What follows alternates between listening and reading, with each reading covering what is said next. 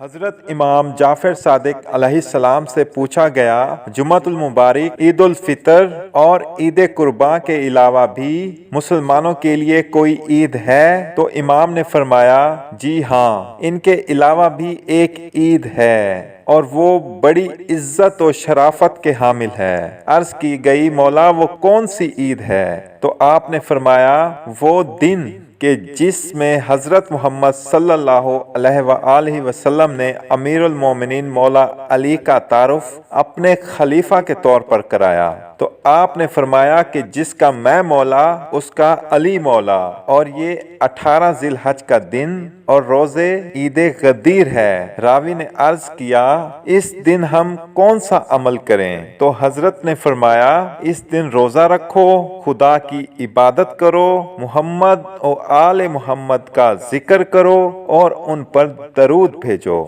ہماری اس قسم کی ویڈیوز کو دیکھنے کے لیے ہمارا یوٹیوب چینل قدیر خم اسٹوڈیو کو سبسکرائب کریں اور گھنٹی والے نشان کو دبانا نہ بھولیں تاکہ ہر نئی آنے والی ویڈیو کا نوٹیفیکیشن آپ کو ملتا رہے۔